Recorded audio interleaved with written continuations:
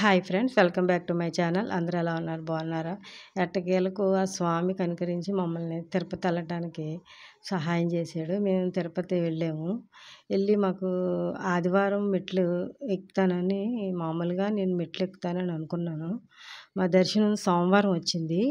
అయితే ఆదివారం నాడు మెట్లు ఎక్కడానికి తెల్లవారుజామున 5:30కే వెళ్దాం అనుకున్నాం. కానీ ఆ రోజు వర్షం, బాబోయ్ మామూలుగా వర్షం లేదు, విపరీతమైన వర్షం, పిడుగులు. ఎలాగా అనుకుని వర్షం తగ్గేటట్టు లేదని 6ంటికి ఆటోలో బయలుదేరాం అలా తడుచుకుంటానే. మేము వెళ్ళేటప్పటికి వర్షం అస్సలు ఆగలేదు. ఎలాగ ఎక్కాలి, ఫస్ట్ టైం కదా నేను ఎక్కేది, ఎలాగా దేవుడా అనుకుంటానే బయలుదేరాం. ఫస్ట్ స్టార్టింగ్లో కొబ్బరికాయ కొట్టాను. కొబ్బరికాయ కొట్టి దండం పెట్టుకొని ఎక్కడం స్టార్ట్ చేసాము. ఎక్కడం స్టార్ట్ చేసిన తర్వాత అక్కడ మధ్యలో కాసేపు కూర్చోను, ఎక్కడం కూర్చోవడం ఇట్లా జరిగింది. అయితే మధ్యలో కాసేపు టీ తాగాము, టిఫిన్ తిన్నాము. ఇది ఎలా జరిగిందంటే, నేను అసలు ఎక్కగలనా 3500 మెట్లు, నేను అవుతుందా, నాకు కొద్ది బ్యాక్ పెయిన్ ఉంది కదా, అవుతుందా అనుకున్నాను. కానీ స్వామి దయ ఉంటే ఎక్కుతానికి ఆయనే తీసుకెళ్తాడు అన్నట్టు నన్ను అలా తీసుకెళ్ళాడు. నేను మా ఆయన వెళ్ళాం. మధ్యలో మా అమ్మాయిని అక్కడికి వచ్చిన తర్వాత నేను కూడా మెట్లు ఎక్కుతానండి అంది. తను కూడా, ముగ్గురం కలిపి మేము వెళ్ళడం జరిగింది మెట్లకి. అయితే వెళ్తూ చాలామంది ఎలా అంత ఓపికగా ఎక్కుతున్నారంటే, వాళ్ళు ఏమి మొక్కులు మొక్కుకున్నారో మనకు తెలియదు. కానీ ఆ పిల్లల్ని ఎత్తుకొని, ఒక అమ్మాయి అయితే ఏకంగా ఒళ్ళో పిల్లల్ని కట్టేసుకొని మరీ పడుకుంది. ఆ అమ్మాయికి 2 ఇయర్స్ 3 ఇయర్స్ ఉంటాయి. ఆ అమ్మాయిని కట్టుకొని మరీ మెట్లు ఎక్కింది ఆవిడ.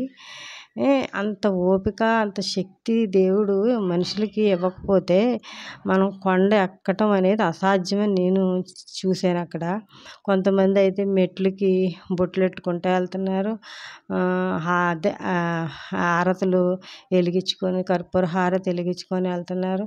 ఎవరు ఏమైతే అనుకున్నారో అది, ఆడోళ్ళు లేదు, మగోళ్ళు లేదు, అందరూ కూడా చేసేవాళ్ళు ఏమైతే అనుకుంటున్నారో అన్నీ చేసుకొని వెళ్ళారు. మేమైతే అక్కడ టిఫిన్ ఇడ్లీ అస్సలు బాగోలేదు. కొద్దిగా నీరసంగా ఉంటుంది, స్టామినా కావాలి కదా అని ఒక గారె తిని కొద్దిగా టీ తాగి బయలుదేరాము. ఎక్కటానికైతే పర్వాలేదు, మాట్లాడుకుంటా దేవుణ్ణి స్మరించుకుంటా బాగానే ఎక్కేసాము. మేము అలా కొండపైకి వెళ్తూ ఉండగానే వర్షం తగ్గిపోయింది పూర్తిగానే. కానీ మెట్లన్నీ తడిసిపోయినాయి. బాగా గట్టిగా వర్షం వస్తే పైనుంచి వాటర్ వచ్చేస్తుందని అన్నారు. అలా రాకుండా మరి అందరూ భక్తితో ఎక్కుతున్నారు కాబట్టి నిజంగా ఆ రోజు వర్షం తగ్గిందనే చెప్పాలి. ఆ పసుపు కుంకుమ మెట్లకు రాయడం వల్ల నడుస్తున్నప్పుడు కాలు అది జారిందన్నమాట. చాలా జాగ్రత్తగా నిదానంగా ఎక్కాం. అందుకే కొద్దిగా లేట్ అయింది. మామూలుగా వర్షం రాకుండా ఉంటే కొద్దిగా స్పీడ్గా అడుగులు వేయడానికి అవకాశం ఉంటుంది. మధ్య మధ్యలో ఇక్కడ చూసారా, జింకలు, రకరకాలైన ఈ దుప్పి కనిపించినాయి. చాలామంది అక్కడే నిలబడిపోయి ఫోటోలు దిగుతున్నారు, వీడియోస్ తీసుకుంటున్నారు. కానీ అక్కడ అధికారులు ఏం చెప్తున్నారంటే, లోపలికి వెళ్ళొద్దు, అవి మీదకి వస్తాయన్నా సరే చాలామంది పిల్లలు ఆ లోపలికి వెళ్ళిపోయి మరీ ఫొటోస్ అవి తీసుకుంటున్నారు. ఇంచుమించు మేము చాలా దూరం, అంటే ఇప్పుడు నడిచాము, అక్కడ మనం ఎన్ని మెట్లు ఎక్కాం, 1500 1600 అనేది కింద మనకు చూపిస్తుంది. అలా ఇంచుమించు చాలా దూరం కొండ మార్గం మెట్లు ఎక్కేసి ఇప్పుడు నడక మార్గంలోకి వచ్చాం. ఇది కూడా చాలా దూరం నడవాలి. అలా నడుచుకుంటూ మనం దేవుడి ధ్యానం చేసుకుంటూ వెళ్తేనే మనకి ఆ అలసట అనిపించదు.